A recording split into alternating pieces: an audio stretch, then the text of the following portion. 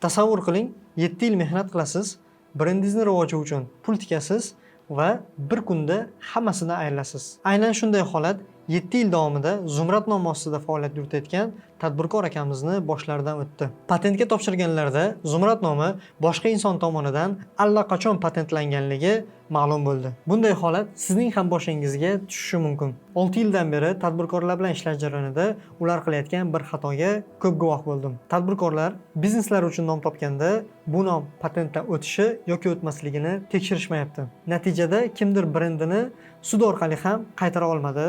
Kimdir rebranding qilishga majbur bo'ldi, kimdir esa uni nomini boshqalar patent qilib olganligi uchun $20,000 to'lab sotib olishga majbur bo'ldi. Ushbu videoda siz ham shu holatlarga tushmasligingiz uchun patentlab bo'lmaydigan nomlarni turlari va brendingiz nomini patent bazadan tekshirishni ko'rib chiqamiz. Patentlab bo'lmaydigan nomlarni turlari ko'p.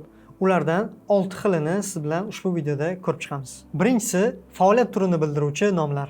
Bularga dorixona, supermarket, restoran, tekstil, travel, housing, mebel, farm, food, shop va boshqa sohani bildiruvchi nomlar kiradi. Evis avvallari Lavash Center nomi bilan faoliyat yuritgan.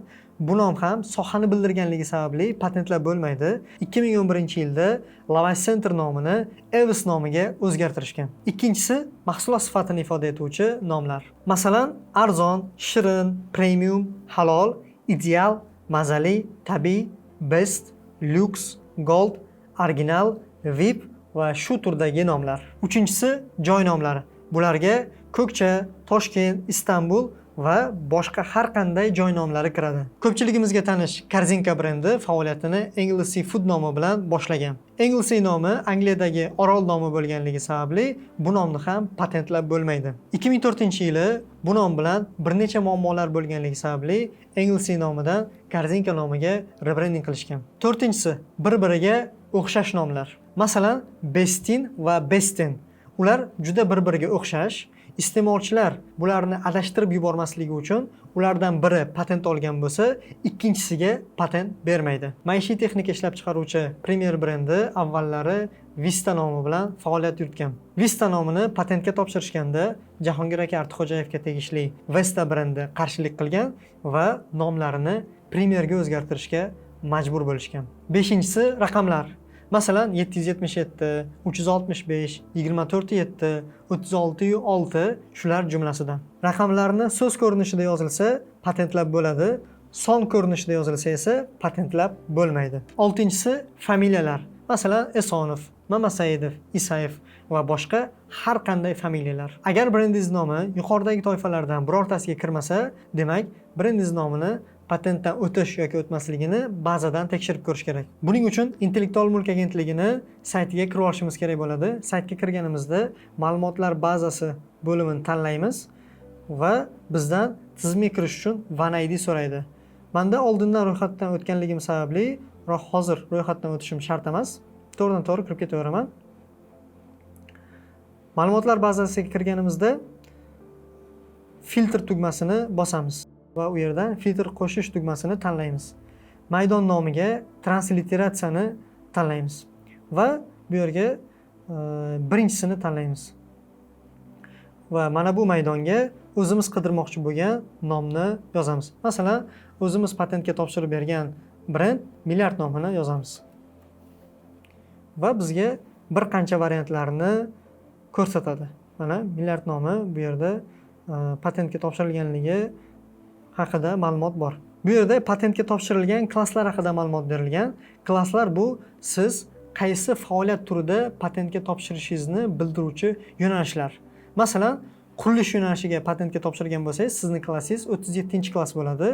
Qahva yo'nalishiga patentga topshirgan bo'lsangiz, sizning klassingiz 30-klass bo'ladi.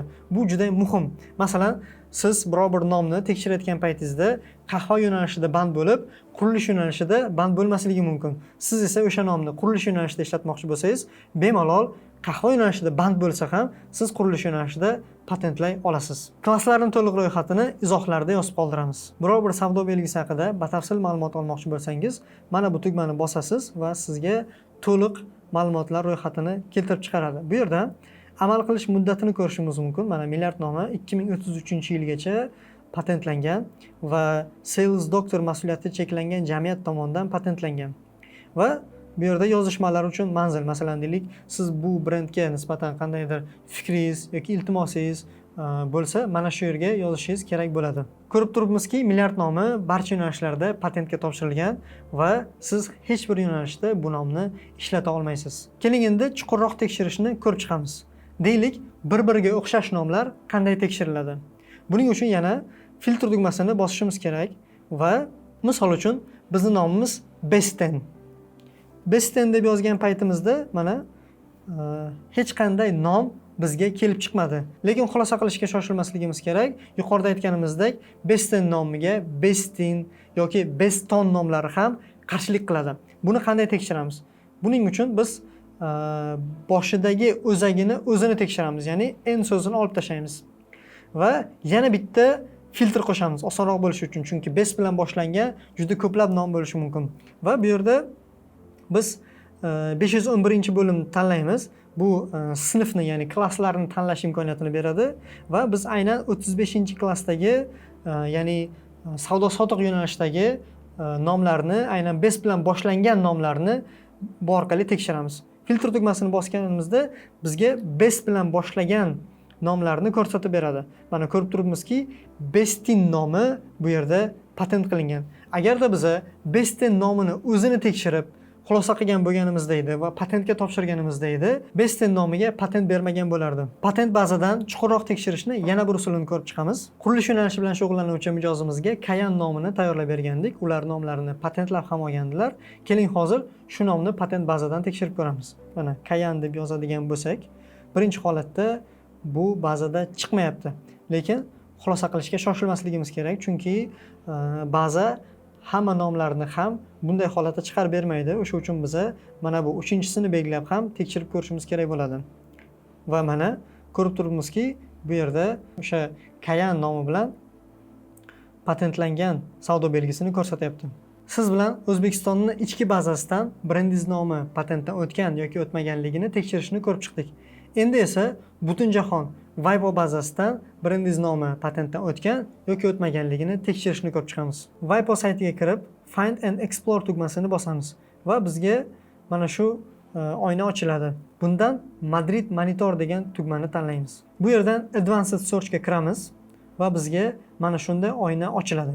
Trademark maydoniga brendimizning nomini yozamiz. Masalan, mijozimiz Kafilitoni yozamiz. Nice maydoniga esa biz qidirayotgan klassni yozamiz. Misol uchun qahva klassi bu 30-klass. Designation maydoniga esa Uzbekistan deb kiritamiz. So'rish tugmasini bosganimizda bizga natijalarni ko'rsatadi. Natijalarni ko'radigan bo'lsak, bu yerda Kafilito brendi patentlanmaganligi haqida ma'lumot berilgan, lekin bu aynan WIPO bazasidan patentlanmaganligi haqida ma'lumot degan, ya'ni O'zbekiston ichki bazasidan patentlanganligini o'zi yetarli.